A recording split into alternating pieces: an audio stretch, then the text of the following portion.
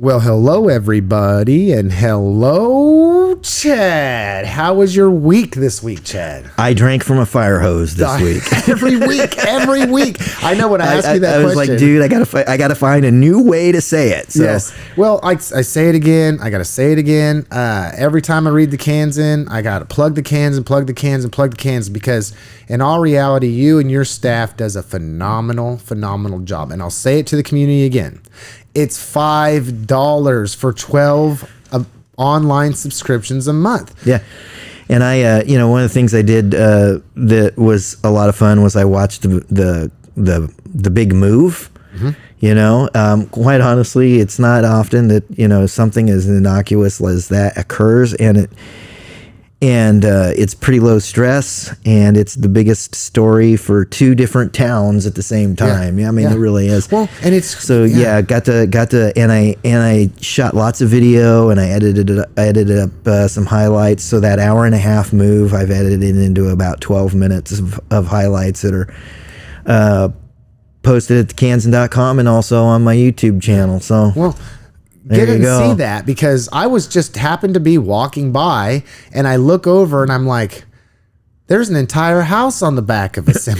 like what? And I'll tell you what, that thing is so cool. And I probably should have written and gone into a little more detail on that. But that trailer that house was on, the guys from Galva who came down to move that house, they built that thing. The house itself? No, the trailer. Oh, man. And when you watch the video, that trailer, I mean, it's incredible. Yeah. It's got rear wheel steering. Huh. The rear axles are reversible. It's got all these hydraulic lifts in it so like when they were just going into North Newton, things you don't pay attention to, you see every day, right? Yeah. So when you're driving into North Newton, you go over those railroad tracks, which, by the way, that house has to weave through the signals, right? Oh my word! And so when it's through the southernmost signal and it's going through the northernmost signal, that thing has to cheat all the way east. Ugh. And there's a mailbox sitting right there. And I'm going, oh my goodness, that thing is toast. Oh no, we use the hydraulic lift and this half of the house goes, whoop. No way. Like, I didn't get to see right over the mailbox and then back down. I was just standing. I was like, holy cow. Well, I think you can't even hear me on the video going, wow, they missed that mailbox. That's right. And you know what? If they would have took it out, that's a minimal thing compared to what could have gone wrong. I mean, like you said, they built the trailer, right? So then just for the house to move it. And I'm thinking on so many levels, this is just a really amazing thing to watch. And then when you think that, like, down the road, it's like, well, it's cool because now there's going to be another place for there to be a commercial spot to go in. And, the fact that they're getting the house and being able to move it that way. And I will say this, I honestly think, Chad, I do believe that there was probably more people interested in that than are interested in going to the presidential preferential primary. I think so too. Do you want to hear the numbers on that? I got the numbers on that. They're not pretty. So just for everybody to know, and this is a late post, so of course this was Tuesday. So as of yesterday, as of before yesterday, these were the total. But if you take the average, it's probably just going to get less. That's my belief. But it said that they had only had 154 early in-person voters for the presidential preference primary election that was put out by Harvey County Elections. I'm gonna throw some water on that too. Or what? Day one was almost 50 people. So we had almost 50 on Tuesday, the week previous. That was day one. That number dropped down to around 25 on Wednesday. I'm sorry, I'm calendaring incorrectly. That was Monday. Yeah. So we had 50 on the first day, which was a Monday. The next day was 25. I was one of the 25 on the next day. So like half of them were the first 2 days. It just, and then the bottom dropped out because Nikki Haley said she's not going to be campaigning anymore. Yeah. I mean, straight up, that's the deal. Yeah. Okay. So now you have, in all honesty, you have an uncontested primary. Well, yeah, I mean, at this point. And and I think that's probably the biggest reason people aren't showing up for this thing. Yeah. I think it was going to be a struggle anyway, because we're so used to the way things used to be, right? Yeah. And the way things used to be, each political party set all the rules. Mm-hmm. That didn't occur this year. Yeah, give me some history on this. I know we had talked about this a bit, and it was that there's only a few times in the state of Kansas history, I know that, I can't recall, maybe 3 you had said, but that there is a way that we are doing it this time that's different than other times, and it does have to do with the political parties versus the state of Kansas. So what we're used to, because this is only the third time that we've had a presidential preference primary, okay? And what we're used to is having a caucus. Yes. Yes. And those operate a little bit differently. So in a caucus situation, the parties set all the rules. So they set the format of the vote. They set who is going to be voted for, on who is actually going to be participating, right? Mm-hmm. They set the location, they set the times, all of it. And in the, let's see. So I'll I guess for lack of better words, I'll pick on the Republicans a little bit. In 2016, they had a caucus. Okay. In the run up to the 2016 election. And they decided they were going to have a traditional caucus, and that was going to occur at Lindley Hall. And I think it was like a Saturday morning. Don't quote me on that. I'd have to go back and look for sure. And the format of that caucus was as follows. There were something like 7 candidates that were active, and each one of those candidates had a local representative that read a statement and discussed that candidate, and then the voting occurred. Okay? So, when you're going back in time, you had Mike Kazitz and Marco Rubio and Donald Trump. There was a ton of them. All of them. So each one of those people had someone local who stood and spoke on their behalf. Okay? And then the vote occurred, and then they turned those results into the party, because basically what you're while you are going in and filling out your ballot, and you're gonna mark off whatever candidate you want, you're actually not really voting for a candidate. What you're voting for is to inform our delegates to the national conventions who they are to cast their votes for. That's what you're doing. And if you get into the skinny on that, there's a lot with that. I mean, that is a huge, huge sandbox when you talk about caucuses and all that. Because, I mean, you know me, I always enjoy the political process. And the first thing that came to mind is when we were talking about this is, I'd hate to be somebody there advocating for me that just didn't have very good communication skills. Because then, I mean... And a lot can happen through the entire nomination process. I mean, straight up. I mean, I said I'm going to pick on the Republicans. Seriously, look at what happened to Roosevelt. Yeah. Okay? He won all the primaries. Shows up to the national convention. They give the nomination to somebody else. That's what led to the creation of the Bull Moose Party. So... warp forward to now, I haven't been able to get anybody to tell me on the record why the state has decided to go a different direction. But in order for there to be a presidential preference primary, that requires action from the state legislature. The legislature has to take over these primaries, and that's what they did.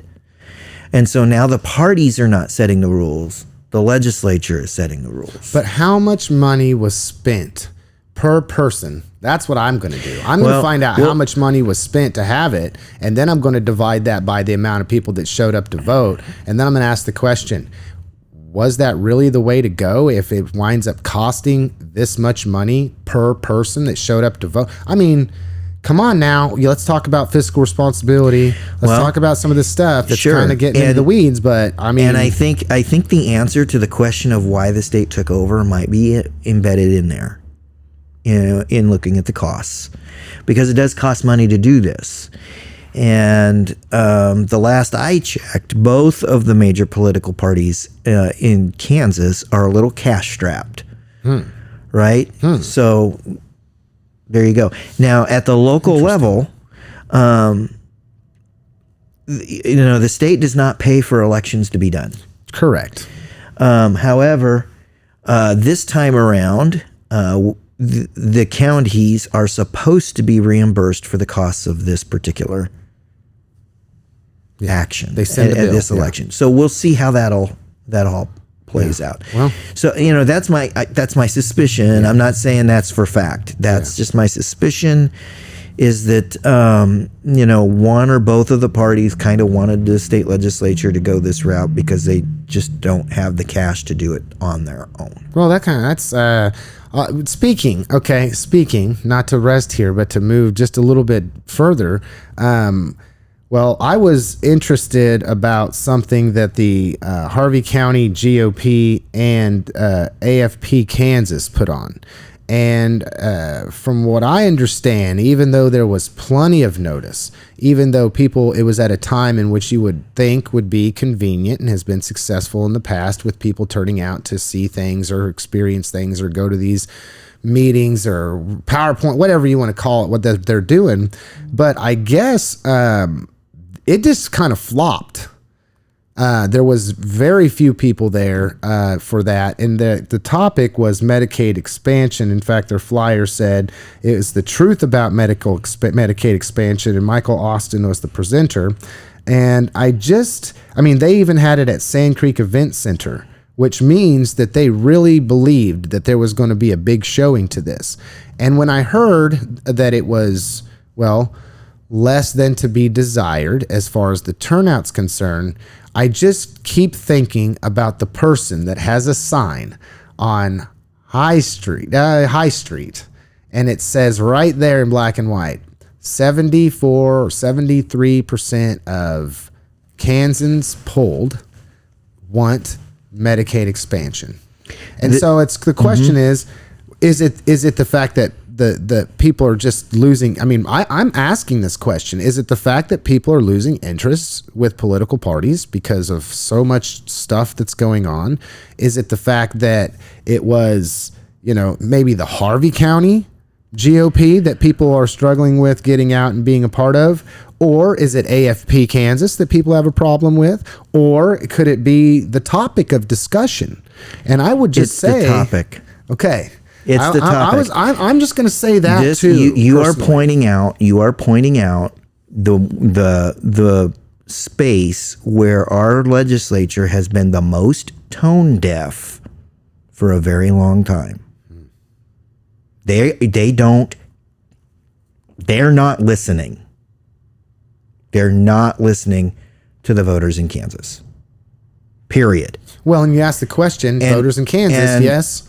And I think, but we haven't had a chance to vote on Medicaid expansion. I know, and I think that the populace has made up its mind on this issue. They've made up their mind, and so all respect to the folks who put this thing together. All respect to AFP. They don't care anymore. They don't want to hear from you on this. Because their mind's made up. Their mind is made up. I made this statement to you on the phone the other day. Every single person in our community knows somebody that has been royally hosed over by health insurance. Yeah. Privately owned, for-profit health insurance. Both of us at this table have them. I mean, but we all know somebody. Yeah, it's true. Very true. All know somebody. And we all know people who get that bill and go, I don't know how I'm going to pay this. And that's why we sit and we look and we go, you know what? I don't care for your political bluster that this is going to expand Medicaid for the quote, what's the words they're using? The able-bodied. Oh. Okay? Oh. You know what? I've heard this over and over and over again from people. there is a big section of our population that is working their butts off to try and get ahead, and they can't. Okay. Yeah, don't get me to ragging. I'm gonna, Chad. Don't get me to response. ragging. Well, the standard response I get. Okay, and there's a former state legislator, love him to death. But when I bring this kind of thing up, the standard response that comes out of that person's mouth all the time is, well, we got to take a look at what the value to society is of what they're doing. We need everybody. Yeah. Okay, I don't care what your job is. For you to be demeaned for that work is wrong. Well, I want to throw this. It is wrong. And so we've got all these people who are able-bodied adults working their butts off, and they can't afford insurance. Yeah. Yeah. Okay? Well, and it hits our community pretty hard too, because 10% of our community in Newton alone is below the poverty level. And when you take a look at some of this, I mean, look at me specifically. I work pretty hard, and I'm not paid what I'm worth. 2.5 jobs trying to support a family. Yeah. I'm not paid what I'm worth. Okay? The fact that I have to do 2.5 jobs should tell you everything you need to know. Yeah. I'm not paid what I'm worth. Period. And then when the insurance bill comes out in January or November, December, and January, I'm looking at that going, oh my gosh, I gotta be able to put food on the table. Yeah. What can I do? Well, you know what I can do? Go get another job. I can put my kids on CHIP. Okay. Because the income guidelines allow for that. So I can put my kids on CHIP. I can run my wife through the health insurance marketplace and pay $9 a month for her health insurance. The coverage ain't that great. I'll just be honest. But at least you have it. And then I have to stay on the coverage with my company because it's there and it's deemed affordable for a single person by law. That's what they have to do. Okay, I'm going to go here, Ted. So those are my options. Yeah. So when you guys are when the state legislature is out there talking about we don't want to expand Medicaid, we don't want to expand Medicare because we don't want to do this because it's going to do is go to the able-bodied adults. Number one, you are wrong. Your own numbers, your own statistics of how all of that is currently administrated will show you how wrong you are. The vast majority of plan participants are children. That's who's on your current program. They are children. Yeah, but and taxpayers like me are like, go ahead, help the kids. Yeah. Taxpayers like me have been screaming at you for decades. Fund education. Fund special ed. I'm tired of this nonsense. It is ridiculous that the Supreme Court had to step in and that they had to monitor you. Do it. That is your job. That is constitutionally your job. And I'm paying you to do that. Yeah. Okay? And so now here we are. Guys like me, I'm in that 74% who wants this expansion. You know what else I want? I want real reform that will deal with the IDD wait lists. That was something for me. That stuff is absolutely ridiculous. Yes, I agree 100%. But because we're spending, as a legislature, all of our time fighting expansion, we're not even talking about IDD. We're not even talking about special ed funding. Those things are just not even being discussed. Yeah. But this is the job of the legislature, Chad. See, and my big attitude problem is freaking pass it and move on. Yeah. Well, if you go all the way back to when I was running, because I am a person that is accountable for what I say. For the 72nd, there was 4 of us up there, and there was questions about whether Medicaid expansion should be, you know, a priority. And this was a few years ago now, okay, a few years ago.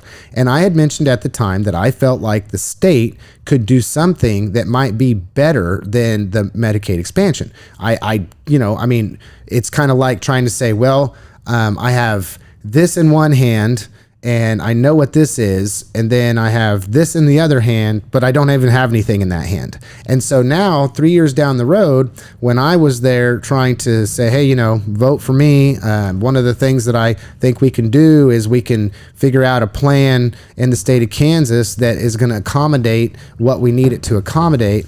And you know what hasn't happened to date? Nothing. Exactly. Nothing. No conversation, no nothing. And that's what's frustrating to me is we've spent so much time fighting this, and no, we're not going to do it. No, we're not going to do it. We're not going to do it. We're not going to do it. And the people are saying, hey, we want this because of this broken system. And instead of taking the time to work together to figure out how it is and what we got to do to be able to make and fix this broken system so we don't have to go here, we haven't done any of it. In fact, more stuff has cropped up, just like the waiting list. And I'm shaking my head. In fact, I thought it was funny because I guess you can't be a naysayer Republican. There was a quote that was put out. They were real proud of it. They were real proud of it. And they said they spent so many millions of dollars to be able to decrease the waiting list by a certain percentage. And I did a little bit of simple math that you can learn when you're, you know, 4th grader. And I said, so what you're saying is you spent that much money to only reduce the waiting list by this percent, which means that it costs this much money per person just to reduce a waiting list? Well, let's set a higher target. That's a D. You got a D from me, guys. I don't know. I think that a higher target needs to be set. I think, straight up. All of this reeks of partisan politics. Yes, and you know, I'll give you a case study from right here in Harvey County. And I'm still angry, I'm still bitter, and I will probably be angry and bitter forever and a day. Okay? Let me start with this. I did not support, I still would not support the construction of a casino in Harvey County. Neither would I. But I lost that election. Straight up. I lost that election. And our local state representative lost that election. And it wasn't even close. We're talking about numbers like we were talking about for Medicaid. Yeah. Okay? Yep. We're talking like a 70-30 vote. The folks voted in a non-binding election, and they told everybody, we want a casino, we want it built right across the street from the outlet mall. That's what we want. So we lost. Our state legislator, our state representative, spent the next couple of years actively campaigning against it on the floor of the House. That, my friends, that is complete and total tone deafness. That's what that is. Well, is there an element of that sometimes, Chad, where people that are particular legislator would say, well, I am standing on my own principles. Good for you. I appreciate that. In almost every case. When I don't appreciate it is when your electorate has looked to you dead in the eye and said, go do this. 99% of the stuff these guys deal with in Topeka, they do not have that clear of a mandate. Yeah. They just don't. But when you do, you better respond. Do you think it's any accident that he wasn't our legislator much longer? No. No. I mean, here's the message for our state legislature. And some of our local representatives and senators are involved in this. There's no coincidence that dude was out of office really quick. You've got the state population saying, we want this. Do this. And you continually refuse. But do you think, and here's another thing. I'm going to say that in a lot of ways that, well, we've already seen it in our own lives where there is a very, very loud minority, and they're going to hoop and holler and be loud and be brash and be loud and brash again, and they're going to be ignorantly obstinate. We watch it happen. We watch it happen. But, and not to take it away from what we're talking about, Chad, but you know, I was sitting there scrolling the old social media this week, and I was just amazed at some of the stuff that I was seeing when it comes to government and how out of touch people really are with the process. And I want to clarify like what Chad's talking about. You know, there's two battles going on. You as an elected official, let's say you run, you get elected, you're there to provide service to the people. You go to Topeka and you're supposed to speak on behalf of the people. Now, even if you say, yes, I know that 72% of my base and 72% of people that are voting for me in, let's say, my district, let's just say the 72nd or the 74th or whatever, not to pick anyone out, but this in our area. But if I go to Topeka and I try to break rank with the party, well, then they're going to try to sink me. So just speaking of that, it just comes back to me, just this desire to educate the populace. That's always been my number one priority. You don't have to agree with me on things. I usually handle that in good fun and say, well, you know, we're going to have to agree to disagree or whatever, and it's fine, or whatever the case may be. But I just don't understand how people can be so off base. And I'm going to read something. I'm going to quote this person. Okay, let's say that Facebook is real and that individuals that have the names they have on Facebook are real.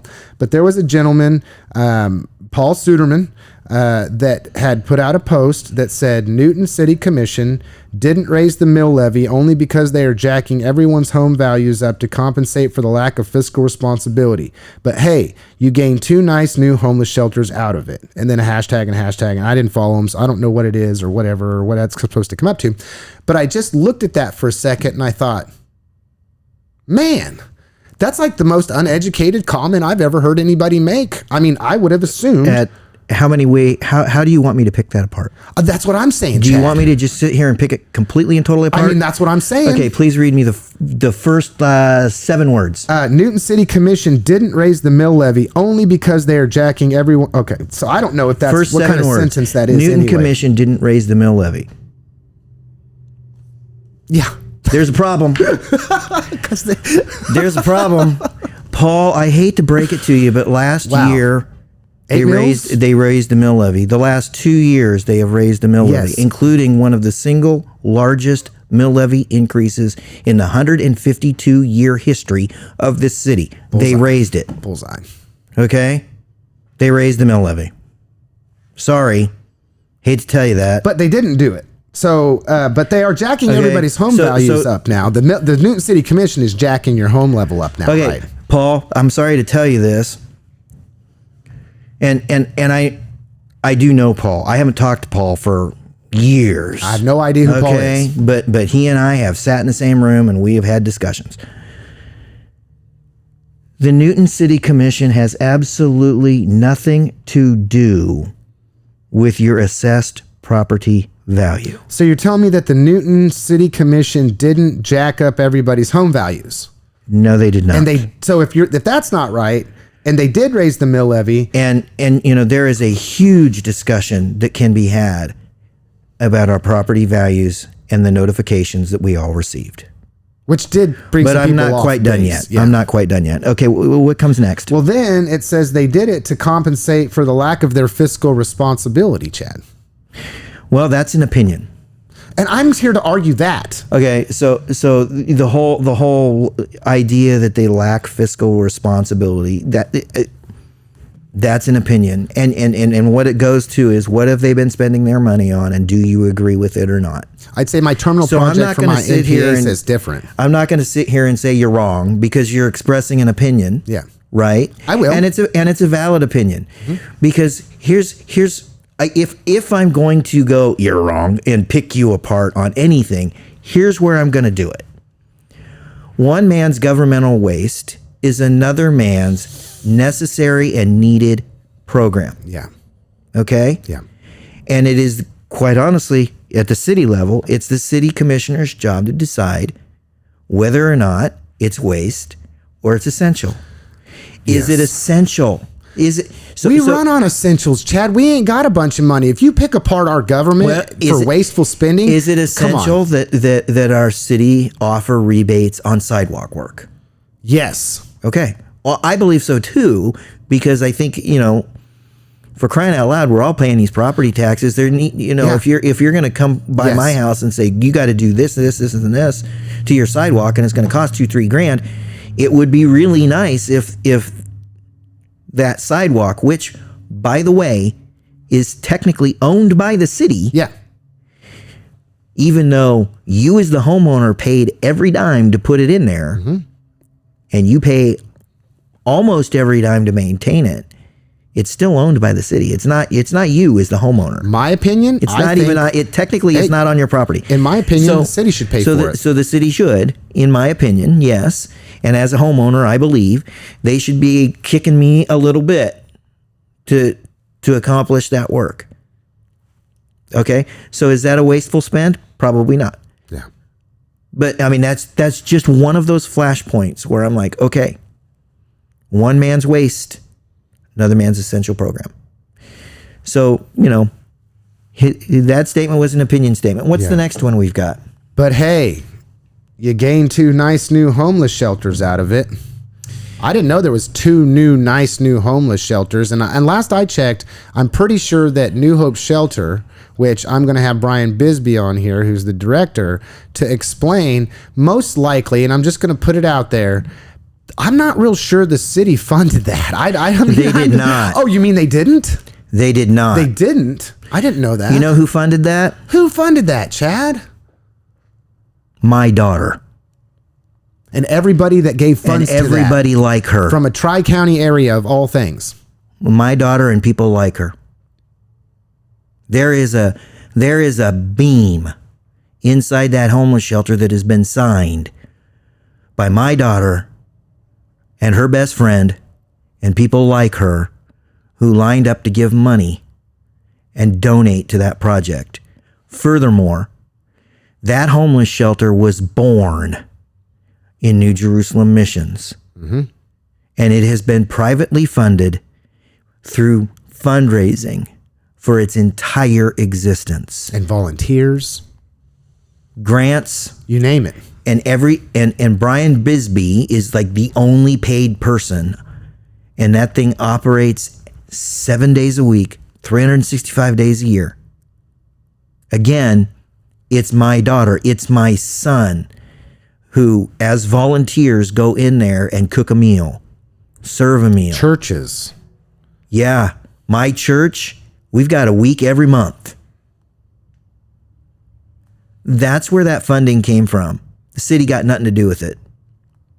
Straight up, the city has absolutely nothing. Well, I think it says a lot about this person because obviously they don't like homeless shelters. They don't like people to do that. I don't know. I'm just trying to figure out. I'm not going there. I am. Well, you can, but I'm not. Where I'm going is this. He is the symptom of a disease. Okay? That's what that is. That post that you just read is so uninformed. Okay? And it lacks a basic understanding of who does what, when and where, and why. Okay? That's what it does. I got exposed to that for the first time through our mayor. And I read that and I went, good night. Again, I haven't seen him for a long time, but Paul's somebody I have sat in the same room with and had conversations with and interviewed. And I sat and I read, I just shook my head. I was like, how? And it just goes to nonstop in these groups that are out there. I read things that are absolutely wrong and uninformed. Completely and most utterly everything that was said was completely wrong. Well, it's uninformed. But that's wrong, Chad. Okay. You can't be uninformed and not wrong when you're trying to make a statement. I can be uninformed as long as I don't make a statement. And then I made it very clear because I actually hopped on the bandwagon here to have something to say. I said, it's better to ask questions. It would have been better to send a message and ask a question for clarification on any of this stuff to be able to get the information. In fact, all the information's public. You ain't got to go and find too hard. It's not difficult to find this out. It just takes a little bit of time and effort to get it accomplished. And then I mentioned that it's better to be quiet than to open up your mouth and remove all doubt. And I know this is not Chad's words, and I'm not ragging on anybody here. I'm ragging on the problem. And the problem is 9 times out of 10, and it is 9 times out of 10, when these social media warriors get out here and they have something to say about something because they're mad about something, instead of actually having an informed, educated opinion, and usually that prevents this type of stuff, they just go out there half-cocked and they got something to say about it. And you can pick a topic. Yeah, any topic. You can pick one. Anything. Oh, did you know that? Well, I can't believe they're spending money going down Main Street and resurfacing it and doing all this and all this and all this. They need to, it's like, wow, how many times have we covered this, people? This is not a city deal. Am I wrong? Well, it's partially a city deal. Yes, but okay. Chad, yes. So okay, I'm with you. I'll tell you what, Lance. I'm with you. Let's do this. Let's get out in front of one. Okay. Let's get out in front of one. Okay.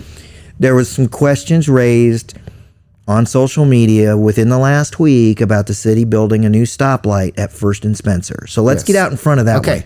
Which we need one there. and the city is. But hey, that goes back to, well, I don't use it, so why do I need it? Kind of like the sidewalk argument. So the city will be the lead in doing that very thing. Okay? But we need to get out in front of this because here's the deal. I have a story that is publishing today. Okay, the cost of that project is $419,000. That sounds like a lot of money. Yeah. And if we were only talking about a stoplight, it would be a lot of money. But we're not only talking about a stoplight. They're actually reconfiguring some of that intersection as well. Okay? They're trying to make it so that it's easier to get through, not only for my minivan, but the big trucks that we're expecting. Yeah. Because we have, and this is what the city has not said during this entire conversation. First and Spencer will be the easternmost stoplight in the city. And it's basically on the city line. Yeah. Okay? And so you could say, well, why do we need it there? Well, because east of there, we're expecting Hillsborough Industries. And dude, that's a freaking done deal. Yes. Okay? And it requires semi-truck traffic. Southeast, we're expecting the expansion of CD Customs. Also a done deal. We're expecting the warehousing that's going to be constructed by Air Capital Investments, also a done deal, and that's going to be truck traffic. That's going to be semi trucks. Yeah. Okay, and that intersection with the Quick Trip, where do you think those trucks are going? I know, they're going to be going to Quick Trip. They're going to be going to Newell's. Yes. That's where they're going to be going to get their gas. Yes. And how are they going to get there? If they're coming out of the industrial park, they're going right through the First and Spencer intersection. Yep. Okay? Yep. So, it's $419,000. It's more than just putting up a stoplight. Okay? There's some concrete work that's going to be going on all in that intersection. Again, all of this information, all of this part of this information, the concrete work, all that stuff, that's all public record. It was in the blasted agenda packet last week. Also in the agenda packet that is incredibly important for people to know, 33.3% of that cost is being paid by Quick Trip. I love Quick Trip. I'm going to back away from the microphone because I'm going to yell it. 33.3% is being paid by Quick Trip. And they're doing that because that's good for them. It's good for their business as well. How incredibly smart was our city to put that into the development agreement for Quick Trip? Okay, but do the math. 419,000. Do the math. What's 33%? But this goes back to being informed. It goes back to just, once again, if you don't know, be quiet. Ask questions. There's no harm in asking questions. I have never, ever seen a commissioner, and I'm telling you for real, even if you contact them on the weekend, okay, they might not get back with you, but you send them a message, they have their campaign pages, they have this, call down to the city, ask questions, and the staff will give you answers. In fact, the majority, I could not tell you how many times I utilized the City of Newton staff to be able to clarify, to be able to help me get information that's not easily accessible, let's say, and everything else. I mean, I built my MPA off of being Mr. Right. Newton, Harvey County, for crying out loud, Chad. And you know, we're going to some places I didn't expect to go today, but which is pretty normal for us, but that's okay. I'm sorry, man. But I'm going to make a statement right here, right now, okay? And understand, this is your local journalist that's saying this. There is an entire structure available for the request of information. Any document that is, or a piece of information that is considered public, anybody can go get. Mm-hmm. And they can fill out the form and turn it in. And then the city or the county or the school board, doesn't matter. Yep. Those entities, they have 3 business days to respond to you.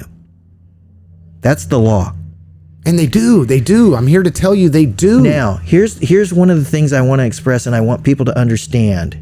Okay? And this goes to the heart of who is working at the city, who is working at the schools, who is working at the county. This goes to the heart of it. That structure is in place.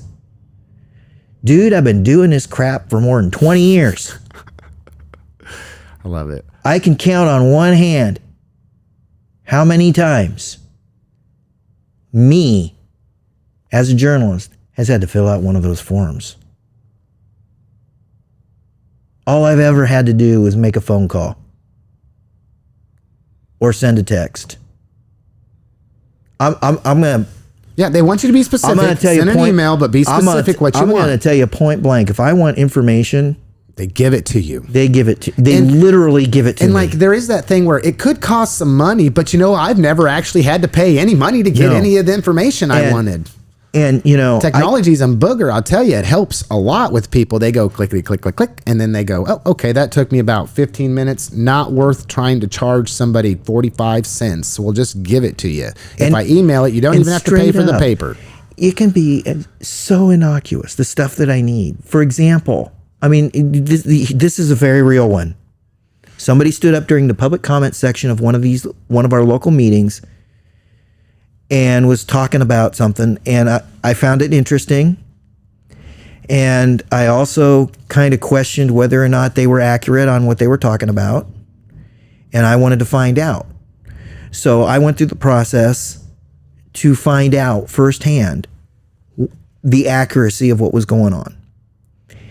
And then I sat down and I was going to write the story about it. And I'm like, okay, people need to know where this came from and why I'm doing this. Yeah. I didn't write down the correct spelling of that guy's name.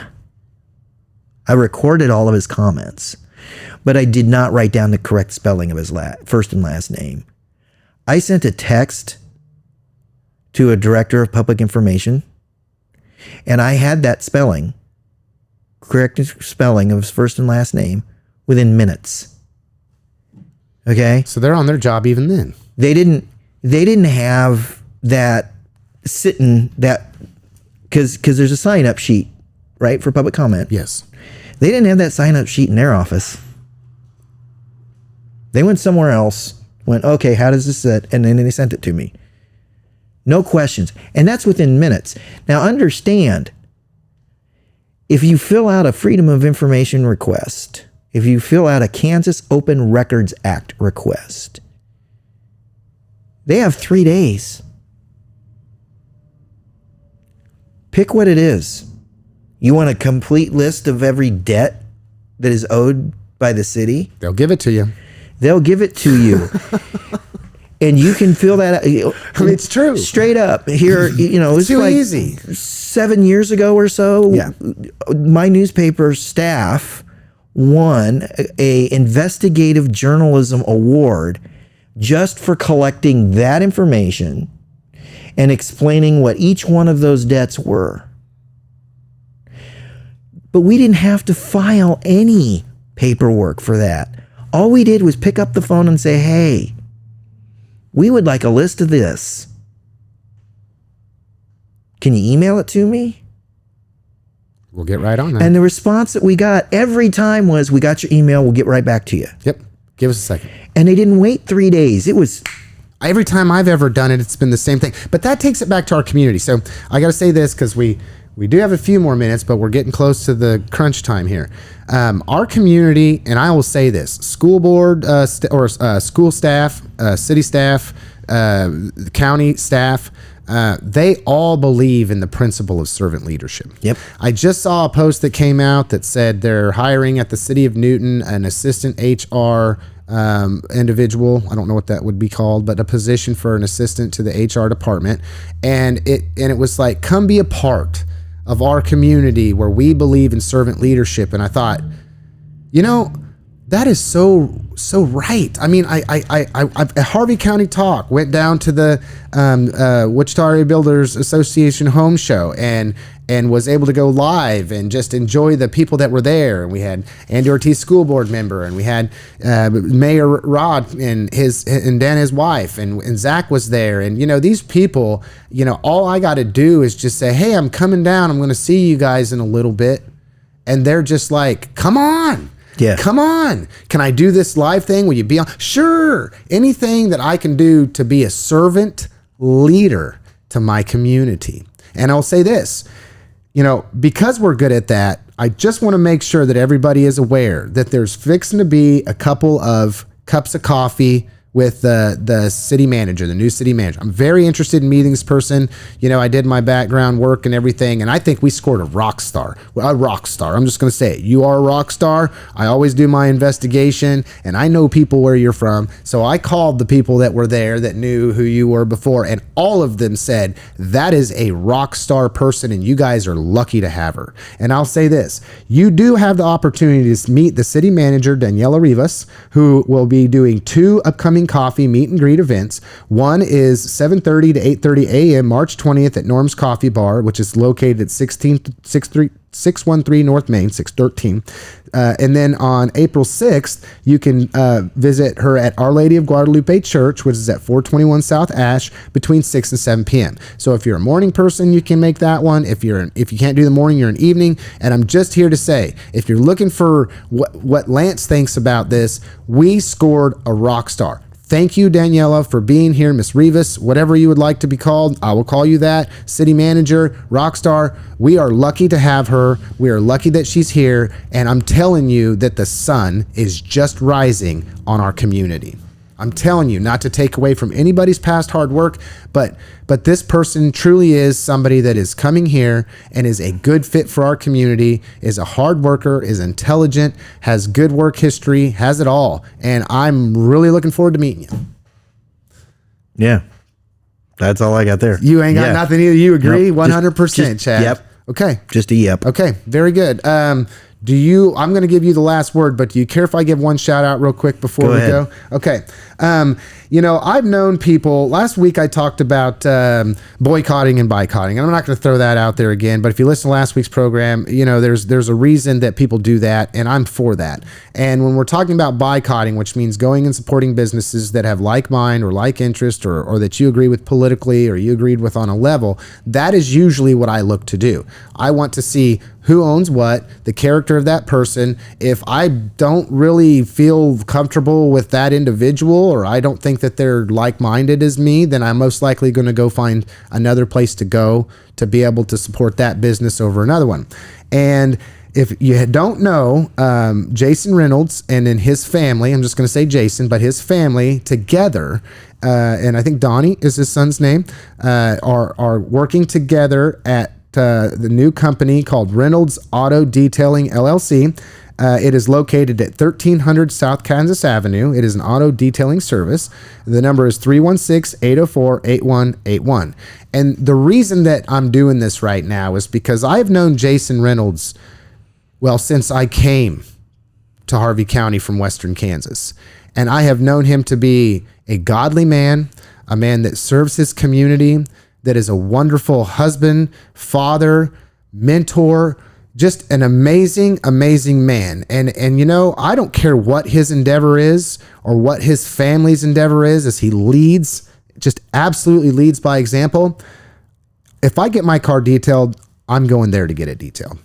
I'm going there to get it detailed. And I would suggest that you look them up on Facebook. Their pricing is right there. In fact, I will make sure that there is a pricing list right here on this so you can see it. Go out there and show some love to Jason and Reynolds Auto Detailing LLC, because, man, for my entire life, the only thing that that man and his family has done is love on me and my community. Yeah. Oh, yeah. All right, Chad, you got the last word. What do you got for me this week, my man? What do I got? Oh, boy. Oh, man. Oh boy, it's been a wild week. There's been a lot that's gone on. At some point, I think I need to explain to folks the whole property tax and your evaluations relationship. Yeah. Because it's much more complex than my evaluation went up 10%, so my taxes are going up 10%. It doesn't work that way. It just don't. And there's a lot more that goes into it than that. And just to be perfectly clear, those property tax evaluations, or stumbled over it, property evaluations and assessments are generated by the county. That's who does it. So there you go. That's my last word. Okay. And you had the last word, but I know that Mayor Rod Cry has been contacted, and maybe that might be one of those times when Chad sits in the driver's seat and just interviews Rod, and you guys are able to cuss and discuss some of that. What do you think about that, Chad? Well, you know, two pretty educated dudes on that situation. I'm telling you. You might see that in the future. In fact, I'd probably count on it, folks. Have a good week, everybody. All right. You're the man, Chad. Yeah.